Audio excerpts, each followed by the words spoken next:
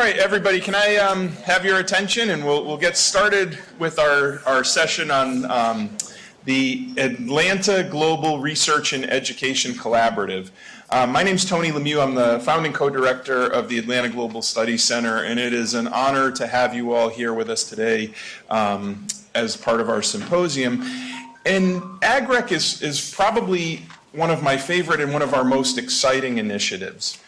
And partly because I can look around this room and see friends and colleagues and scholars and people who have participated in this program and done some really cool things, really important projects and work, really strong engagement, not only across our respective institutions, but with community partners, and really doing things that stress that importance of Atlanta as a global city. So I think in this sense, it's really like one of the best. It shows a bit of the best of us, right? It shows that collaboration.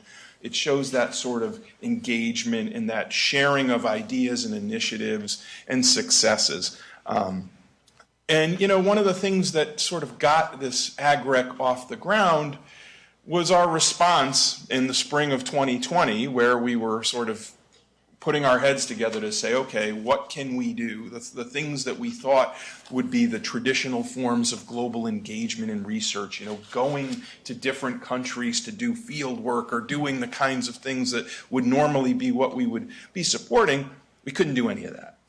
And so through the real sort of generosity, and I'll introduce Bernard in a second, to talk about the program development, but through that sort of support from Georgia Tech, from Emory University, from our partners, and through the support from the Department of Ed, we were able to sort of get this idea off the ground.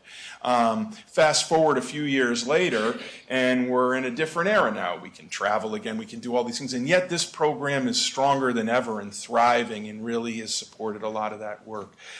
So for me to see that as one of those points of pride for the center and for our partnerships and really solidifying that is really one that's especially gratifying. So with that, to introduce the kind of history and idea behind AGREC, it's my pleasure to introduce Bernard, who is the associate or the vice provost for international initiatives at Georgia Tech. So Bernard Kippelen, please join us and introduce AGREC. Thank you. Thank you.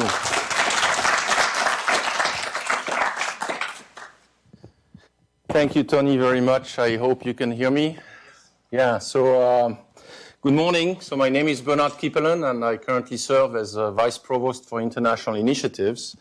And I'm delighted to be here with all of you, and really excited, and want to thank the School of Law of Georgia State University for hosting that event, and all the Georgia State University colleagues who have been working on putting that center together. So as you know, the Atlanta Global Research and Education Collaborative, or AGREC as we call it, is basically housed within the Atlanta Global Studies Center. And so the center itself was kind of launched as a collaboration between Georgia Tech and GSU. But with AGREC, we extended the partnership to include additional colleagues and institutions from the Metro Atlanta. And so those institutions are Spelman College, Emory University, Agnes Scott College, and Kennesaw State University. And so many thanks to those colleagues and their representatives who are with us today for their effort in bringing, and making that center a real success. So I wanted to also thank Professor Stuart Minson and Tony for their leadership and for the invitation to welcome you and for kicking off that showcase today.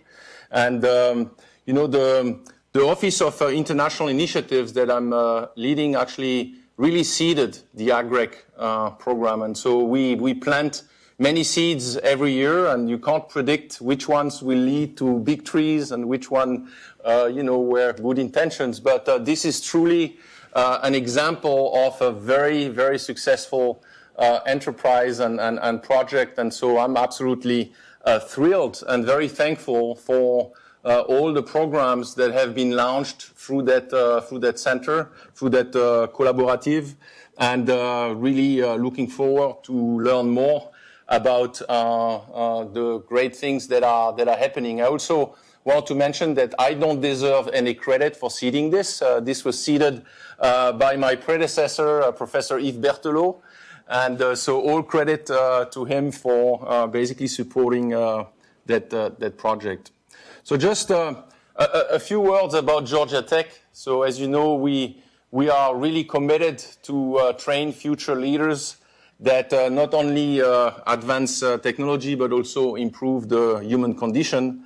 We are committed to be leaders in educational innovation by developing a global learning platform and by pushing the boundaries of research while focusing on the most consequential questions and problems faced by humanity, the so-called grand challenges. And then, of course, that ambition truly requires an international approach, an approach that prepares our students to be cross-culturally competent and globally minded, but also an approach that involves effective multi-institutional collaboration. So I think that part, that recognition that any activity with a global impact basically starts at home in our own community through projects that bring together faculty, staff, students, community leaders to work together efficiently and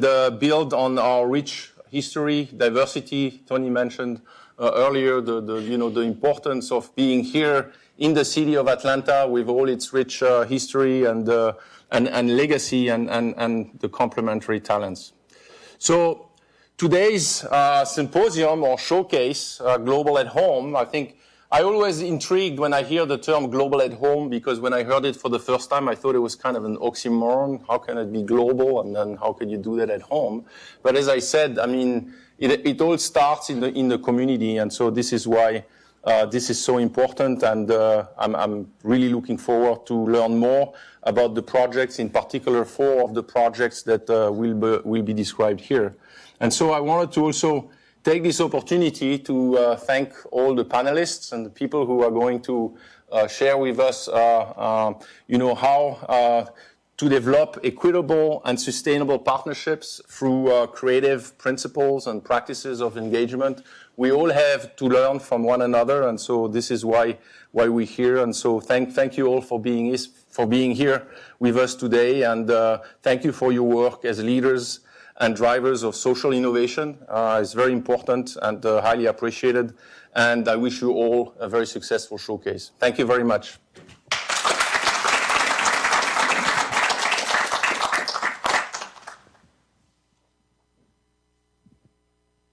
I hand it over to... Oh, sure. Okay. Didn't know if I needed an intro or not, or some welcome music or something.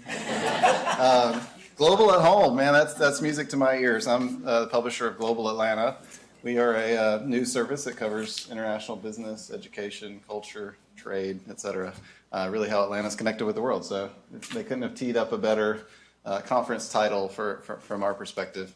And I have to say, I came just from the Metro Atlanta Chamber, where you got a ringing endorsement from the mayor and the leader of the chamber. A lot of these other folks were there as well and walked down at the same time, about the importance of international education in Atlanta's global outreach. That was very evident in all the comments that were being made on this panel on city and state diplomacy. So I really feel like they should have coordinated it with this conference. So maybe we can work that out next time. It's my job to kind of walk us through the process today. And this is going to be, I think, the easiest moderation job I've ever done as a journalist, because I'm really here just to introduce you to everyone and let them showcase their amazing projects. So we're going to have presentations, about 8 minutes apiece, maybe over, maybe less, I don't know. I'll have to kind of wield the hook if I need to. And then we're going to have short questions, move on to the next presentation, and then at the end, we'll get lunch and we'll come back and you can ask other questions. So hopefully it works as we planned. So first, without beating my own drum anymore, I'm going to introduce the first team. It's the title of the project is Global Learning for a Lifetime, Supporting Black Students at Home and Abroad. And the team is comprised of Dr. Heather Scott, Assistant Dean for Summit Inclusive Leadership Curriculum at Agnes Scott and co-curriculum programs at Agnes Scott College. And we've also got, and as I call you, you can come on up. I'm going to turn the floor over to you in just a moment. And Dr. Seneca Vaught, Associate Professor in the Department of History and Interdisciplinary Studies, and the Coordinator of African and African Diaspora Studies at Kennesaw State University. So I'll hand it over to y'all. I'll come back up when you're done. And you should be here. Let's see. Supporting Black students, right? Hopefully that works. I don't know if people can see that. Does anybody know how we project it onto the screen? Let's see. Oh no, sorry. That wasn't in my job description today. So.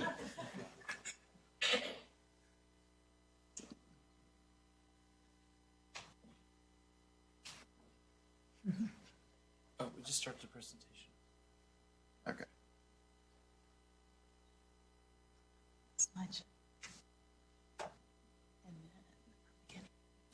There we go. Okay. Easier than we thought. It takes a village, right?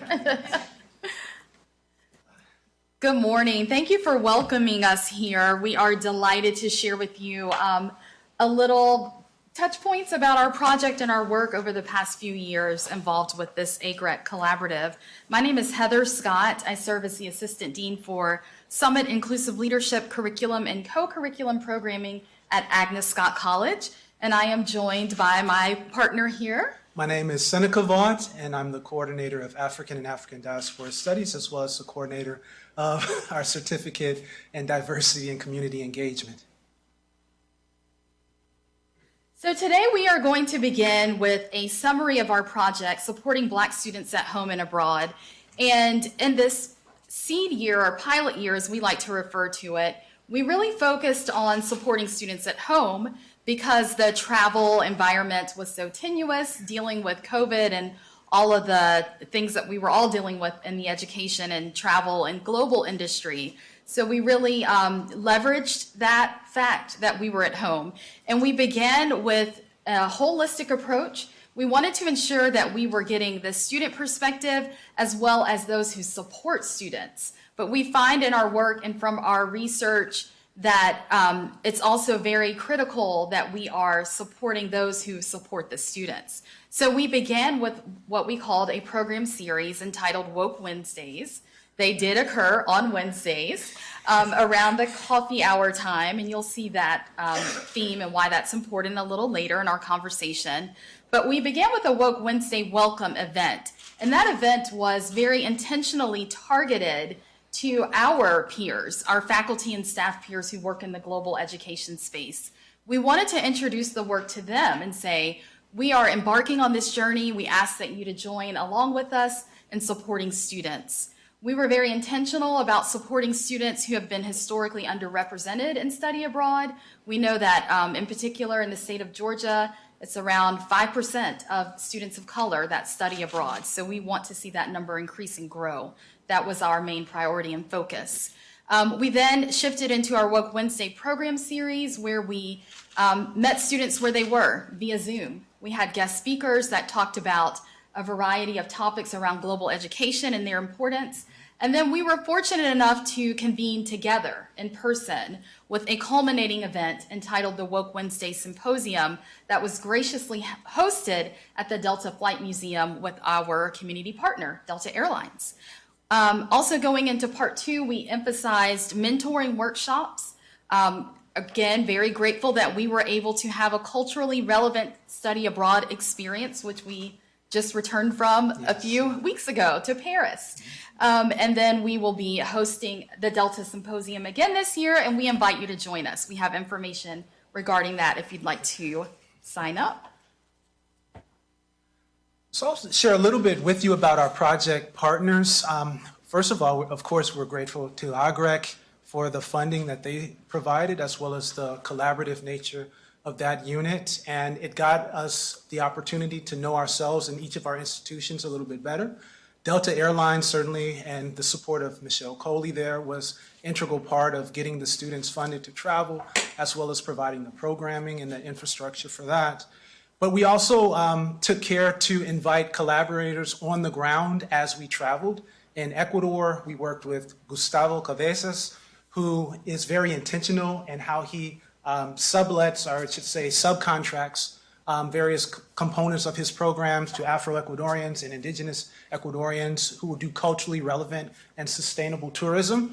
And we also made specific requests coming back from our trip to Paris to work with a tour guide there who understood the Black experience in Paris, but who also could relate to it in a way that would be informative to the students, but perhaps also inspirational to them as they think about careers and long-term opportunities. Thank you for that. And I'll tell you, they were very encouraged with the Paris experience, and many of them are planning their graduate studies there. We hear about it frequently in our conversations with them. So to enlighten you a little further on our Woke Wednesday program series, we partnered with the Black-owned coffee company in Atlanta for giveaways. So each of our attendees at our Woke Wednesday series were able to enjoy coffee with us in a discussion format. They received a gift box that had a little very cute woke mug and coffee right here from the ATL. We also partnered very intentionally with global education leaders. Some of our featured speakers are here on the slide. Mr. Alan Dubose from Department of State, who was instrumental in introducing that to many of our students who were not familiar with opportunities with the Department of State or government. We were also joined by Ms. Chantra Lay, who was with Delta Airlines, and she is heading up their university relations area. So our students were able to see how they can translate and transfer the skills that they gain in global education experiences to their postgraduate and professional success after college. And then we were joined by Dr. Devin Walker, who has several books, edited books out in the field about Black students studying abroad, and he directs the Heman Sweet Center at the University of Texas for Black men and leads very large study abroad programs for that student population. Yes. So again, our target audience were Georgia-based leaders in global education. Our location was virtual in that first year, leveraging that, and our purpose was to share our project plan and further develop our topics for student workshops. Moving into our Woke Wednesday Symposium, which again is happening on May 1st this year, so we invite you to join us. That was held at the Delta Flight Museum. So for that, in the first year, our target audience were faculty and staff who work with students who have been historically marginalized within global education spaces. So it was really a forum or an opportunity for all of our colleagues to come together from schools like Spelman, Morehouse, Emory, Clark Atlanta, Kennesaw State, to just join in conversation and to hear firsthand from students about how they can be best supported. Again, we enjoyed the Delta Flight Museum with the gracious sponsorship from Delta Airlines, and our purpose was to equip faculty and staff with the necessary tools to engage in fruitful study abroad discussions with Black students. As we moved into the second part of the program or the funding, we thought it would be very important, based on the feedback that we got from a survey that we conducted in the first half, that mentoring played a very key role. It was very important for our students to have mentoring where they not only understand why study abroad is relevant, where it fits in the curriculum, whether their college advisor tells them or not, and how it would impact them in the long term.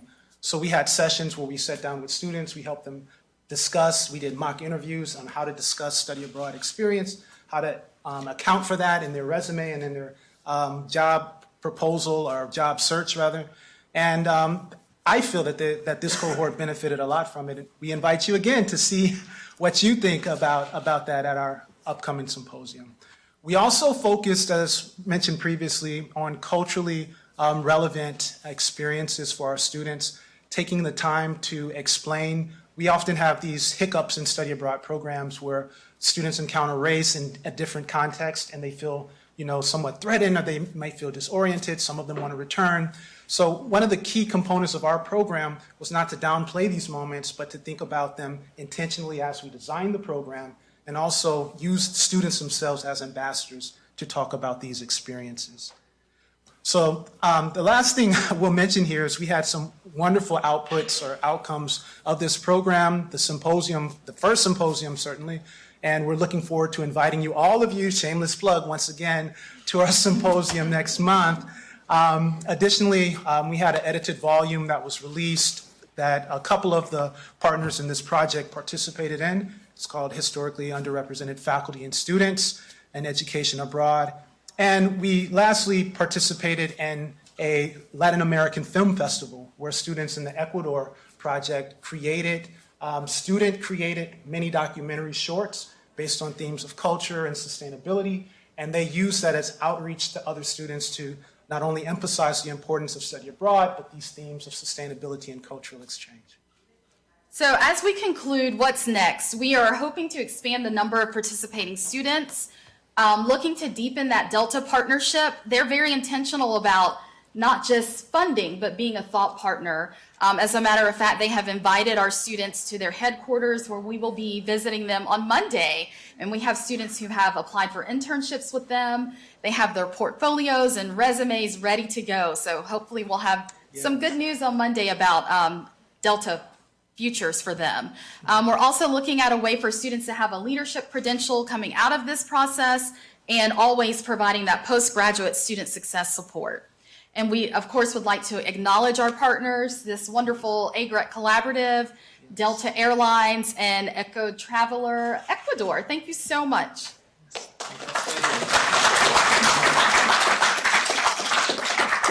I'm going to ask y'all to stay here, and I'm going to ask very quickly the Associate Vice President for Academic Affairs at Agnes Scott College, Gundolf Grommel. Would you just come up? It's easier, right? I'm going to ask, how does this fit into the strategy at Agnes Scott College when it comes to global engagement and increasing study abroad? Thank you, Trevor, and thank you, Dr. Scott and Dr. Vaughn. And Vaughn, I think the question is how does it not fit into that, right? I'm extremely excited about this project and also about the other project we're supporting, Dr. Mina Ivanova. Both this project and the other one highlight this global-local connection that's really at the heart of Agnes Scott's work. Yesterday, I had this very rewarding and humbling experience to hear one of our graduates, Jamie Cambron, deliver the opening keynote for this conference. And she said something about her educational experience. I think she used the phrase that what she had at Agnes Scott was an education for liberation. And she brought this very global perspective to her talk. I think as an institution, we've been on this journey to center global learning with a local focus in a way that overlaps with international learning, but is not synonymous with it. And I think this project shows that centering a global perspective, creating an awareness for our students what it means to be a global leader. We empower women to be global leaders in this world. Really becomes very tangible in this project. It amplifies the work that we do at the college by bringing in partners, educational partners, but also partners in industry that support our students, that show them how they can apply their leadership. And I want to thank you for really showcasing that work and carrying it further and inspiring us to double down on it. And the reason I kept y'all up here is I wanted to ask you to, this is your second year. Give us a quick, we got that it's the symposium's going on and you're working with Delta and all that, but what lessons did you really learn? Like, what are some of the barriers that still exist as you continue this journey? What are you going to be thinking about going forward? One of the things that comes to mind is students are really mentally tired from COVID, and engaging them in the classroom as well as getting them to commit to a trip, even with the generosity of Delta and our partners in this project, can be difficult. So it calls for an extended length of patience and sensitivity. I would say increased cultural sensitivity and other forms of support that maybe as faculty we're not as accustomed to giving. But I will say this, that one of the things that we learned is if we're willing to be vulnerable and open with our students and support them in this holistic fashion, they more than our expectations return that and fully open their world to us as we share this new world together. I'll just add to that the students we've encountered are really hungry for this cross-institutional connectivity. They really enjoy having a team of students from Agnes Scott, from Kennesaw, from Morehouse, from Atlanta Metro, traveling together and building that cohort and those bonds that will really last them a lifetime throughout their educational experience and beyond. So the students of ATL are definitely ready to mingle and support each other in their growth as global citizens of the world. Amazing. Thank y'all so much. Let's give them a hand, please. You're dismissed. You're dismissed for now. Yeah, we always say that we don't really have to sell what we do as a publication to the universities. Y'all really understand what we do, connecting the local and the global, as Gundolf said. So next project, we're going to talk about enhancing global and STEM knowledge through virtual exchanges. And I'm going to introduce Dr. Jayoung Choi, professor of teaching English to speakers of other languages and literacy in the Department of Inclusive Education at Kennesaw State University. Dr. Choi, please come. And then Dr. Hakyoon Lee, assistant professor of Korean and the coordinator of the Korean program and director of the Center for Urban Language Teaching and Research, or Culture, here at Georgia State, in the Department of World Languages and Cultures. Here. Thank you so much.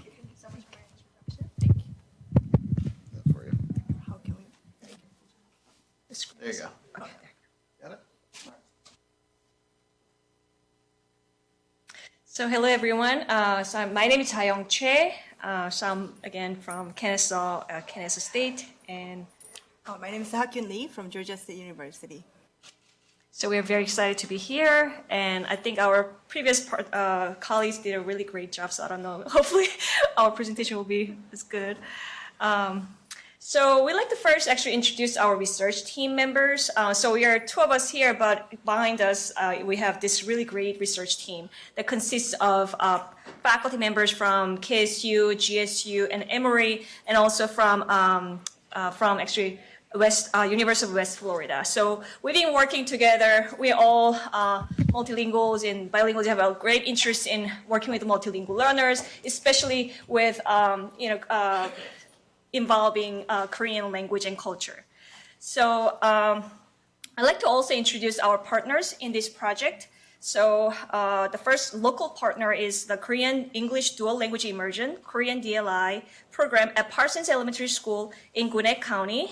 And the collaboration with this program in the school actually started in 2020. And our global partner is Yeonghwa Elementary School in Incheon, South Korea, and that collaboration began actually 2019, so before we started this project.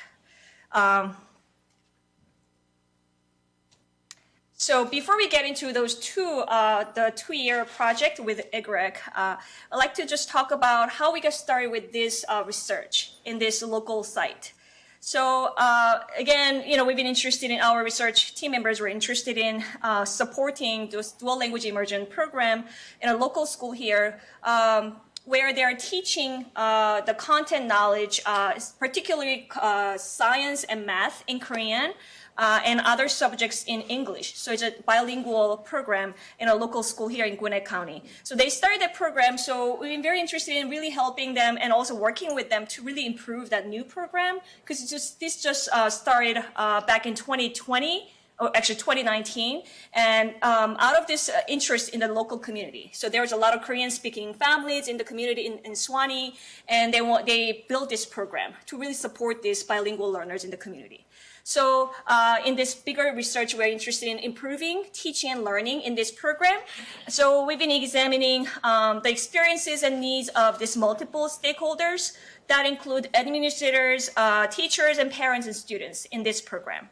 But one aspect of this research that we've been doing, funded by AGREC, is actually the building that virtual and global partnership between DLI, Korean DLI program at Parsons with us partner in South Korea.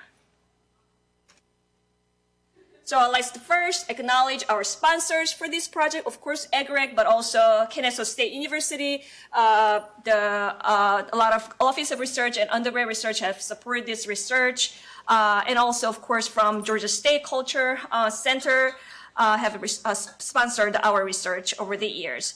And the two projects I'm going to talk about, again, involving the AGREC project, is that, again, the collaboration between Parsons and Youngwa Elementary. So the first year, what we did is we helped create the videos from the fifth graders who were in the Korean specialist class in Parsons Elementary. So what that is, basically all the students are learning Korean culture in this Korean specialist class. So the group of fifth graders, they created these videos introducing Parsons Elementary School to Korean students in Korea. And our partners at Youngwa Elementary School, what they did was the students in groups, they created vlogs talking about their life and their culture in Korea and then the school to, again, the American students here, the peers in here.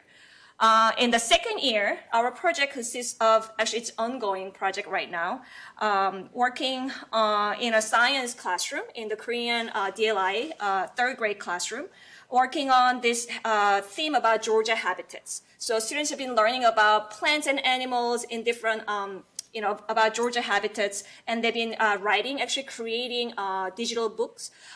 So they're working on that. And our partners in Korea, fifth graders again, they're creating, again, digital books about habitats in Korea. So they'll be exchanging these videos again to each other. So I'd like to start with the first year project. So again, that's the project that actually the idea about this project came from a discussion with the Korean specialist teacher at the time, and who really wanted to have a new unit added to this Korean specialist curriculum. So we talked about maybe creating identities or maybe critical perspectives unit in the Korean class Korean specialist classroom.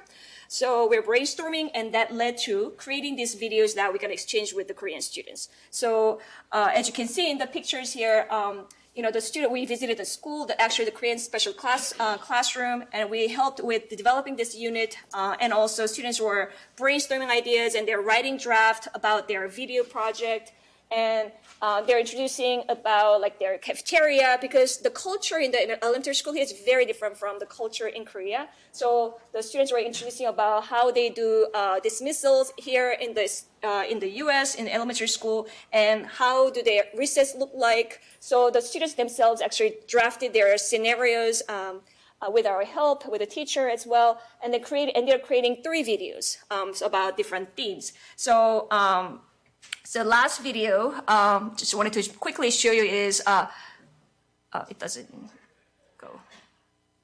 No. So I don't think we have time to introduce the video here, but we have these 3 videos that we exchanged with the Korean students from Parsons. Then this is the example for the Youngwa 초등학교, Youngwa Elementary School student videos project. And you can see, as you can see, these 5 videos were created by the student there. And then was, Korean-English bilingual video. And then they create the group, and then each group select the form, select the topic, and then create their own video. The topic varied from history, Korean history, and different aspects of the school life and after-school program and hobbies. So those are the extracurriculum, and those are the topics they created in their video. So after they create the videos and each other exchange each other, and another important part of this exchange was the research team actually visit the school in Korea. I think that this was really important because virtual exchange can, finishing as a virtual exchange, which is very meaningful too.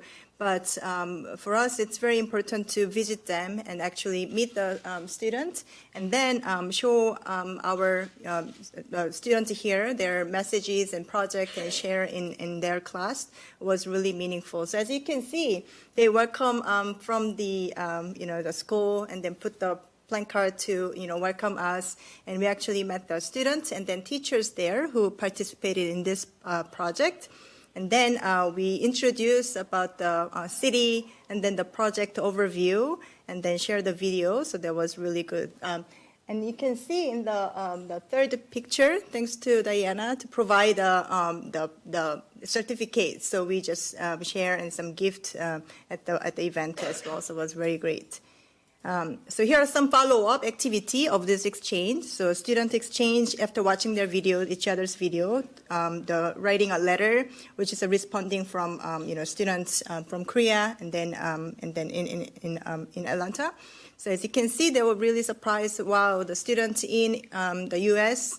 Learning my own language there. So it was really a great experience. They using the language and exchange. And we also have the Korean specialist teacher create the video for introduction. So share the videos as well. Okay. Yeah, I think we don't have enough time for the video, but we can show other examples. So this is the first part of the project, year 1. And in the second year, this is our second tree, the tree number 2. And we actually implementing this one a more focused, topic, which is the third grade, the science class, as Jayoung just explained, the units of the habitat. So the students here working on different reasons and plants and animals and having lecture. And then they do their own research and draw the pictures and then doing their own research to create the ebook. And then same thing in Korea, the students are working on their area in Korea to create the ebook to exchange. That's the global project. But this is the still in the process, and then we're working on this project now. But as you can see, the research team will visit, have been visiting the school and Parsons Elementary to helping students creating their book and then doing the research. So that's what we've been doing this semester, and then plan to visit again in June to share these outcomes, and would love to share our result after this second year project is completed. So yeah, that's it. Thank you. Tell me that. Okay, great. I'm going to ask Tara McDuffie, the Executive Director of Global Education at Kennesaw State University, to come up. Tara, we saw all the logos from the various Kennesaw State institutions that were supporting this project, along with AGREC. Tell us about why this is important for KSU to really focus on virtual exchanges and these kinds of projects. Sure, I'm just going to stick with my notes. I mean, we're short on time. Great. So KSU is committed to developing international, intercultural, and interdisciplinary competencies. So the project aligns quite well with our global strategy. The goal is to create global citizens.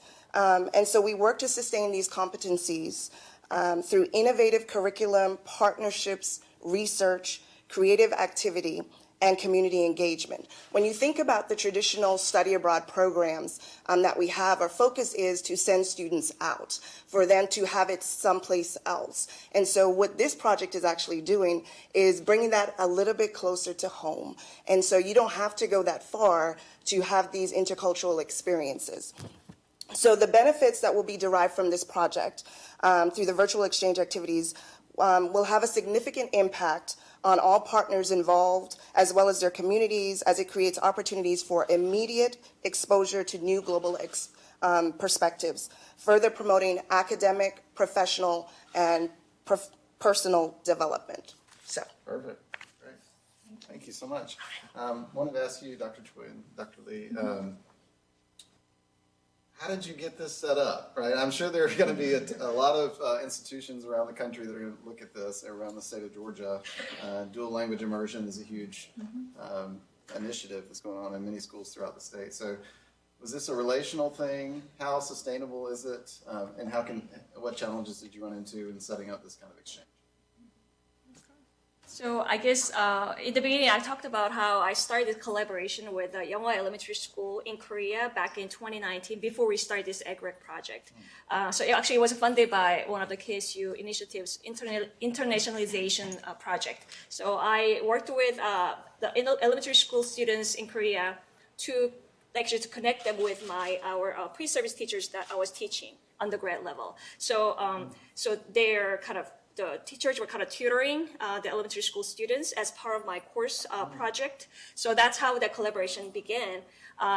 So we kind of, stopped the collaboration after the project was over, and that was a successful, but it was just a lot of work, as you can imagine. So it's kind of stopped, but then when this project came along, so I thought about, okay, great idea that we can just reconnect. So, so I pitched that idea to the principal there and loved it, and the teacher there that I worked with. So that's how we got, kind of started again with this project. So that previous collaboration really helped. But also I wanted to say each school, they have their own intrinsic interest to sustain this relationship, because obviously in the Korean side, they love any partnership with the U.S. where involving English, because English being the global language. There's a lot of issues with that, but anyway, so that's that, yeah. And so they're interested in, their students developing their global skills as well as English and then Korean, and they're doing these projects bilingually. And also, if you think about this DLI program here too, of course, they want to expand their own program and build partnerships with schools in South Korea for their obvious reasons. So I think, there are reasons for them to wanting to sustain this relationship.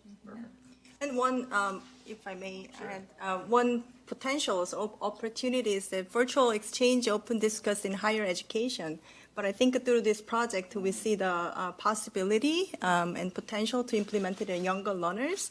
And especially in language learning, students often consider themselves as a consumer of knowledge, linguistic knowledge, right? But this project really pushed for that they are the creators of this knowledge and exchange the culture and language. I think that's very meaningful, and also make us reorienting the goal of language education from the younger generation and then younger students. So it was very meaningful. Yes. Great. Thank you so much. Thank you.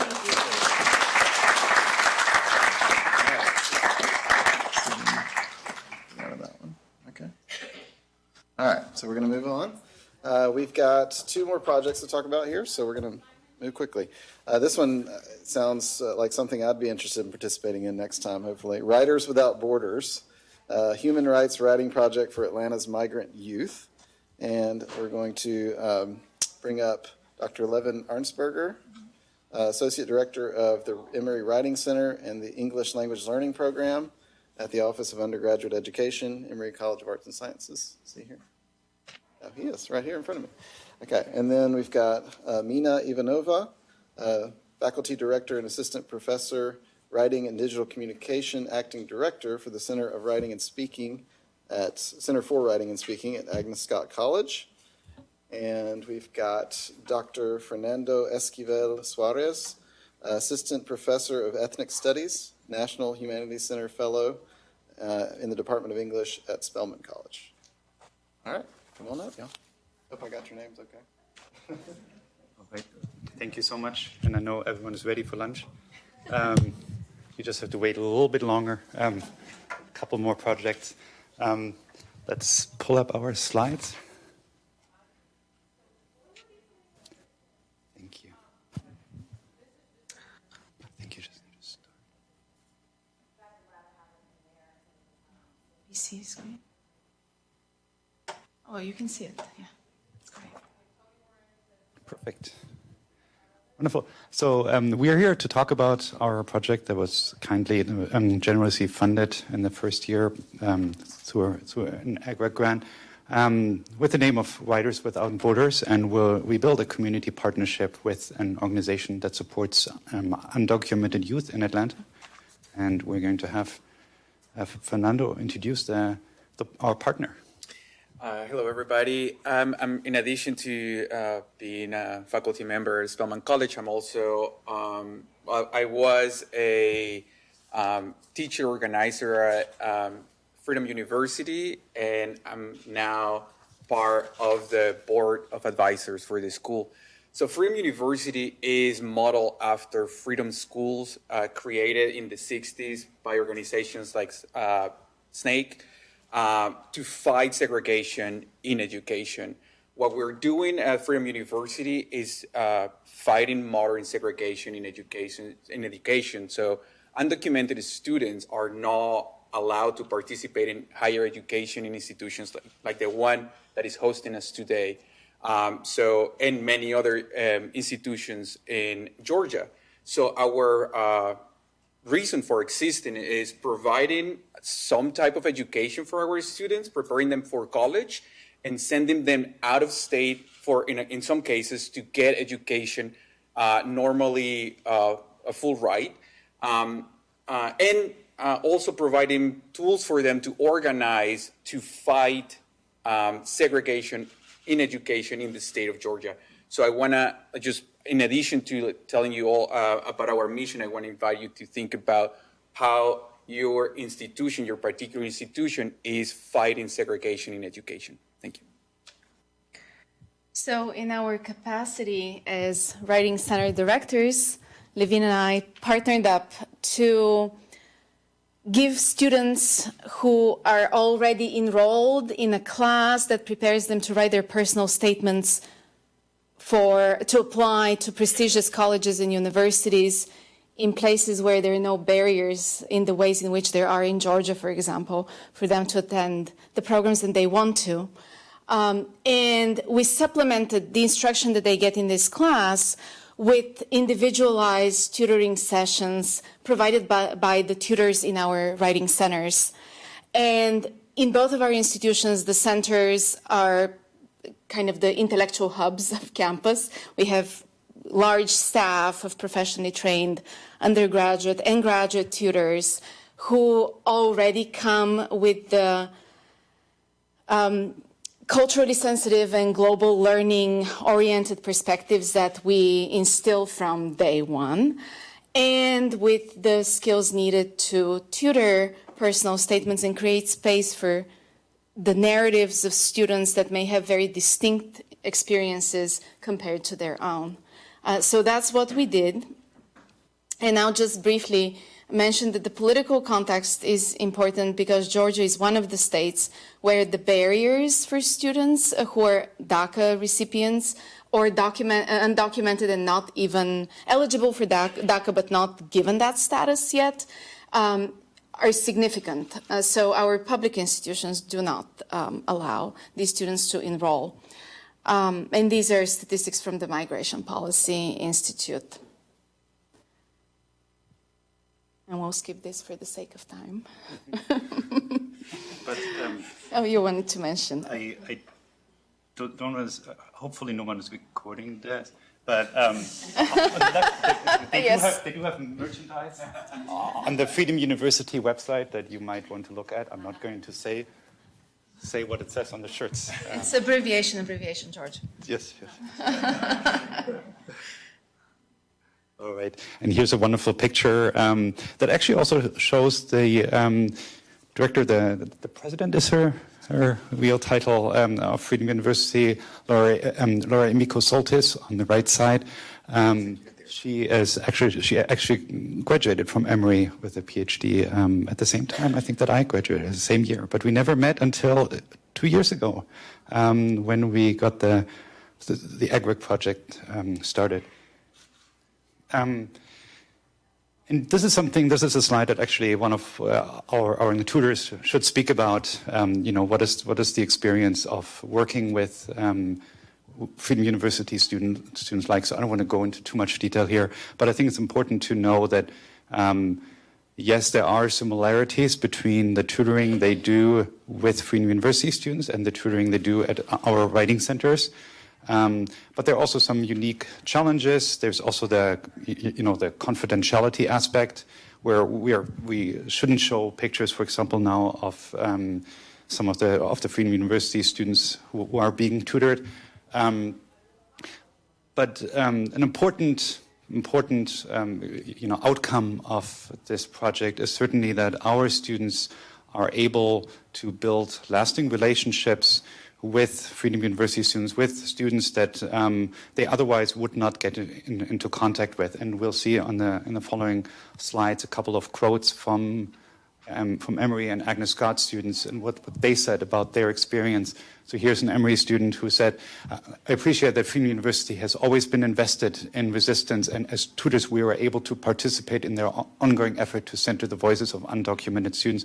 So to an extent, our students, our tutors felt that they were able to support the goals of, the larger goals of Freedom University. So it wasn't just helping students get into college, helping students refine their writing skills, but also thinking about what they are doing with Freedom University students can foster the goals of the institution. I'm not going to read the whole quote here, but I think the key aspect of this quote is that the tutor felt that what she learned in our writing centers was something that she could apply in this meaningful work with Freedom University, and she felt that it had a real outcome. Sometimes it's hard for writing center tutors to recognize the impact they have in 45-minute or 40-minute meetings with students, but here I think our tutors felt they had an impact, and I'll show you in a couple of slides. You'll see some data on the actual impact. And one Agnes Scott tutor said here that these students, of course, face an unfair system, and she felt she was able to help the students, again, that repeats, I think, what I said a couple of minutes ago, help these students empower themselves in a way, right? And she felt that she could use her skills to help students that didn't have power, right? That weren't being helped by the state. And I think this is a wonderful stat here. 100% of the students that worked with an Agnes Scott or one of the Emory tutors in 2021, 2022, or specifically in fall 2021, earned a full scholarship to college. And I'm speaking of very prestigious colleges, private colleges in the Northeast and also in the Southeast. And actually, I heard yesterday that one of the students who are working with the tutor this year got a full ride to Emory. So that's great to know. Some of the students are still waiting to hear from institutions. I think a couple of students got into Oglethorpe as well this year. The numbers of students that participated has been around 17 to 18.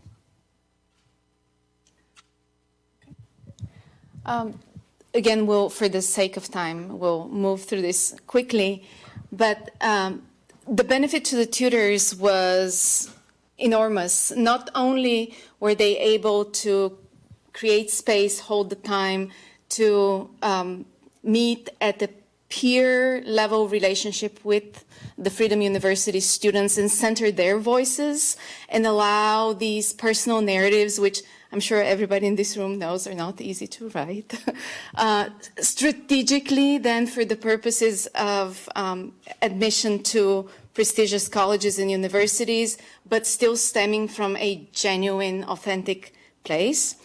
So not only were they able to hold that space and exchange their own views and experiences in the process, but they also benefited professionally in the sense that we have tutors at Agnes Scott who wanted to pursue education. This definitive experience with this particular organization became kind of the spark for one of our tutors' follow-up pursuits. And they also receive extensive training. We conducted a workshop with the leaders of Freedom University to understand the context and the emergence of this program. The students, the tutors learned about the importance of privacy and working with potentially vulnerable students, in addition to navigating pandemic dynamics and whatnot. And finally, they were able to bring their tutoring training and their existing skills in tutoring Fulbright statements and other types of personal statements to this particular context. would you like to mention about the Yes, sure. So of course we, went into this program hoping that it wouldn't just be our tutors who benefit from this program, and we had long conversations a couple of years ago. How would this help each one of us? And kind of on a very basic level, or a very kind of very obvious level, we wanted the students to have a better chance to get into college, which worked, especially in the first year, but I think also in this second year. Again, we're still waiting to hear from some of the students. But we also felt that the leadership of Freedom University was able, through our program, to focus their resources, their time, their effort on other aspects of the work of Freedom University, because our tutors helped an hour and a half each week to support the students in their writing skills, in their college application. So that's a lot of time, right, that our tutors devoted to supporting the students, that Freedom University leadership then didn't have to allocate, I guess, in their considering their limited time and the limited number of staff members they have. I think that was really beneficial. And I wonder if actually, Fernando, you want to speak for just 10 seconds about how Freedom University benefited from that. Honestly, while I taught there, the burden of writing or reviewing or going over drafts with the students will fall on the shoulders of all of us as faculty while we were doing our regular work. So this has been transformational for the school. Absolutely. Sorry to come up here and thank you. lurk here, but we got one more presentation we're trying to get I know. Yes. Appreciate y'all. I'm going to ask our two institutional representatives to come up really quickly, and I'll ask them one quick question. Dr. Philip Wainwright, Vice Provost for Global Strategy and Initiatives at Emory, and Dr. Dimeji Tagunde from Spelman, Vice Provost for Global Education. Talk about how Dr. Tagunde, talk about how this helped to create a global mindset among your students at Spelman. Well, thank you very much, Trevor. At Spelman College, because of this initiative, we were spurred, we were motivated to launch Global at Home project at Spelman College. And so we have series of Global at Home projects that are built upon this initiative. And I can tell you that the students and faculty who are the major beneficiaries of our global engagement really benefited from this initiative. First, we find out that using Atlanta as a laboratory for global engagement, students are able to see the connection between local and global. But the fact that there is that bloodline between local and global, local is indeed global. So our students are able to engage in interactions with different ethnic groups and to understand their role within their community. So they're able to position themselves as true agents of change. So especially during the pandemic, when they're unable to travel, they're able to understand that the challenges that they read in textbooks, in newspapers, about what immigrants are going through are indeed real at the local level. So it enables them to step up and become partners with community organizations in looking for a way to find solutions to a myriad of challenges that beset immigrant communities. Secondly, we're able to find out that Spelman's goal, their mission, is to engage with many cultures of the world. And this is a clear evidence of the opportunities for our students, for our faculty as a whole, to see the way to embed their research agenda and look at Atlanta as a global village where meaningful and impactful research activities can indeed take place. Dr. Wainwright, I think for you, it sounds like the partnership aspect is most important for Emory. Yes, as somebody who's spent his entire career in one aspect of international education or another, I can say that from Emory's point of view, the perspective that we were bringing was that, we put a lot of energy into international partnerships. We feel that there's huge benefit for students' education, the encounter with other perspectives, living in a different context. For students, that's hugely important and a growth experience. For faculty, the ability to connect, to extend their work, to leverage additional networks overseas, increases their impact, gives potential for new creativity and knowledge creation and so forth. Not leveraging Atlanta networks in the same way seems like a huge missed opportunity. And so one of the things that's really exciting about AGREC is, in fact, the ability to connect with other regional universities and beyond that, other kinds of organizations in the Atlanta area. And then finally, I would just say one of the things that's also very exciting about the Atlanta-based partnerships that have been formed by this is that we're really addressing issues that are passionately, that there's passion about in the Atlanta community. And it enables us to mobilize more international education, as it were, because the access locally is easier, and the issues that are being addressed have an immediacy that sometimes the international partnerships don't have the same kind of immediate relevancy to people here. Let's give our team a round of applause. We've got time for Q&A after this last presentation. We're going to get lunch, and then we'll come back and we'll have time for Q&A. So I don't mean to cut y'all off, but I think we need to get through this last one. Last but not least, of course, we've got Building the Greater Atlanta Community Science Collaboratory for the UN Sustainable Development Goals. And we've got Dr. Alan Roberts, Associate Professor of Geospatial Sciences and Geography at Kennesaw State University, and we've got Carla Lewis, the Executive Director of Eco Action.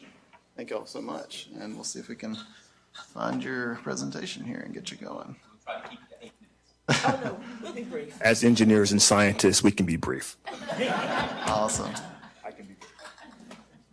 Let's see. There you go. All righty. Cool. All right.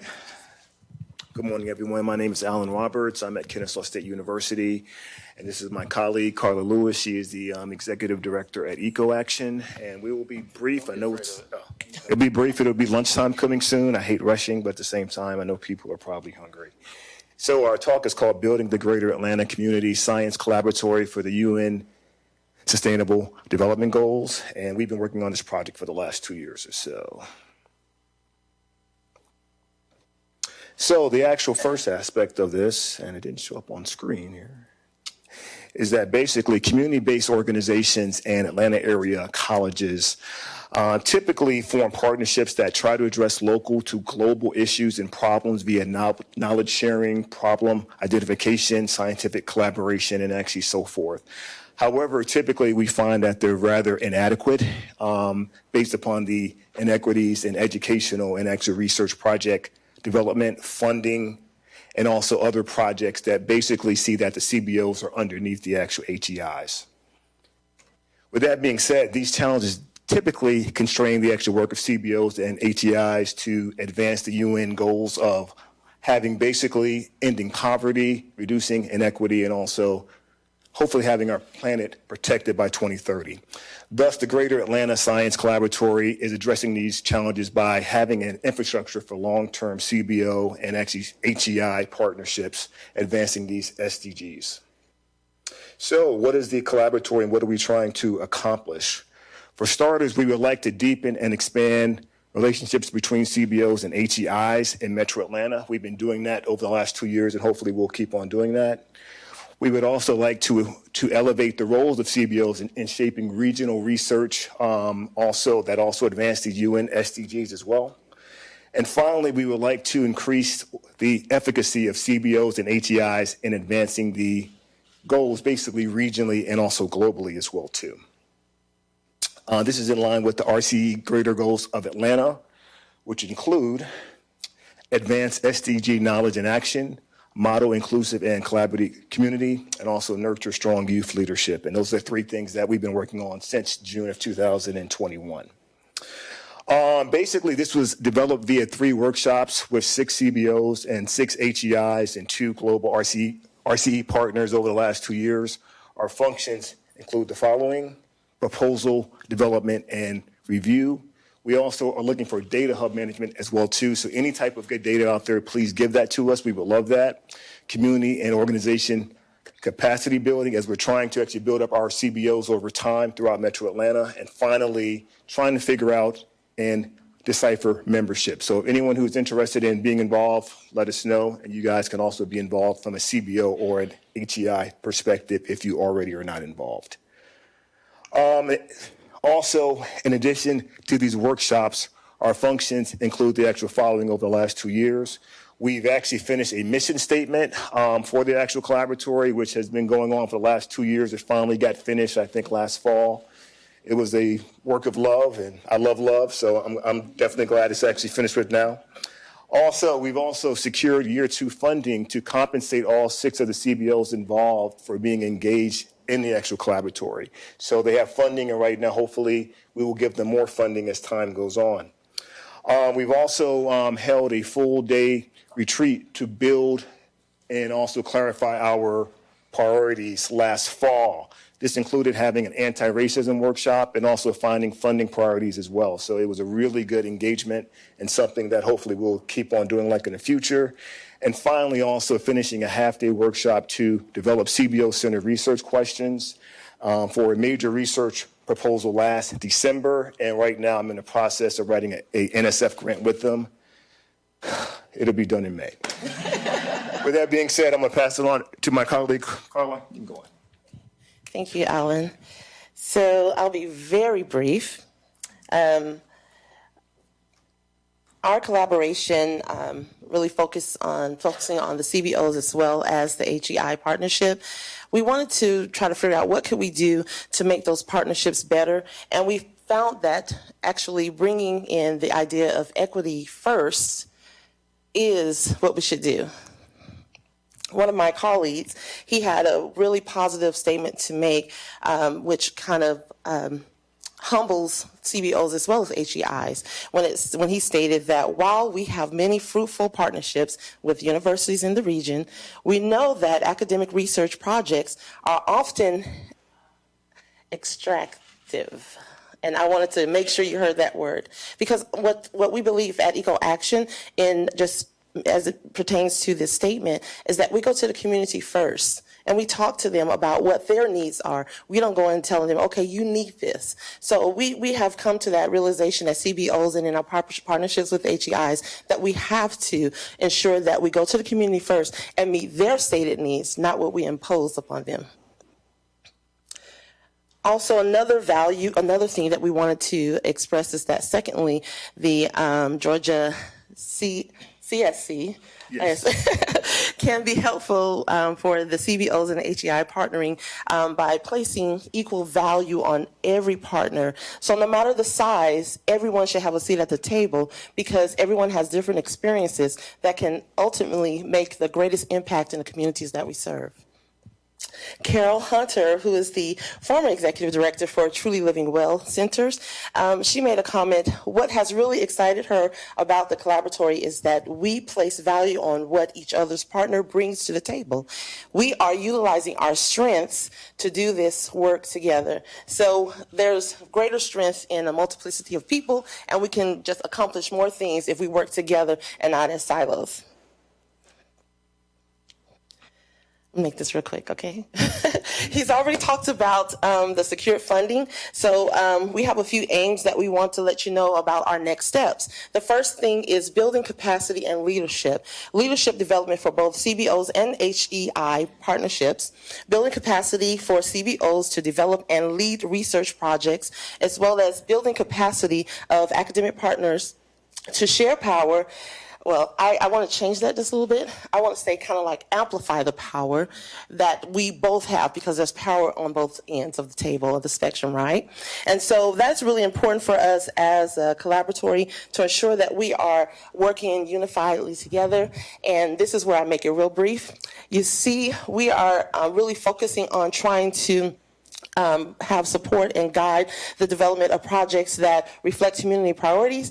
And so that's developing projects that are led by both the CBOs and HEIs with the community as giving great information and I'm getting tongue twisted, excuse me, but giving information and then also just giving their insight, because they are the experts in all of these experiences. So we need to make sure we realize that they are the experts. They're the champions of the community, not us coming in to parachute in and take out things. Okay. All right. And the last thing, second to the last, I'll let you do the last acknowledgments. Sure. That's okay, Alan. Okay, great.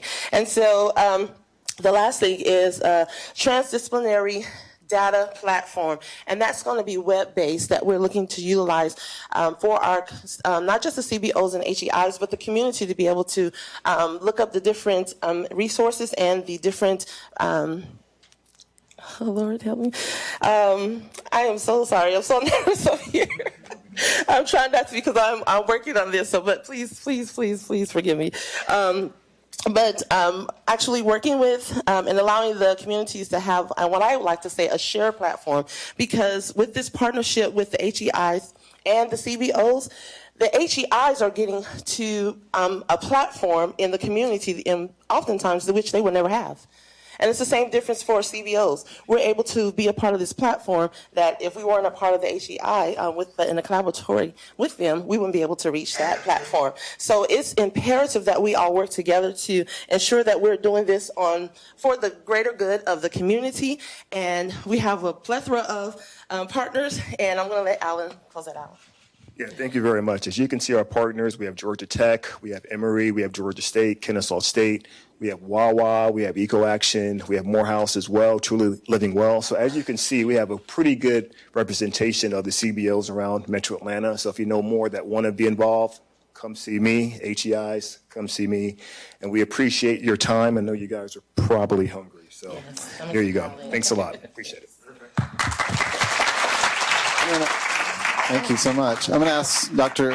Juan Carlos Rodriguez to come up and, I guess, close us out before lunch, but then we're going to encourage everybody to ask questions, get together, network during the lunch session. How does this fit into Georgia Tech's sustainability initiatives?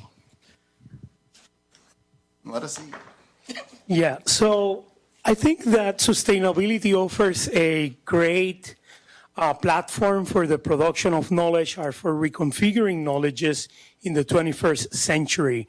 One of the things that we have discovered through our initiatives involving community collaborations via Serve, Learn, Sustain and other partners in the university is that communities are also producers of knowledge. They come with their knowledges, they contribute to the process of knowledge production in significant ways.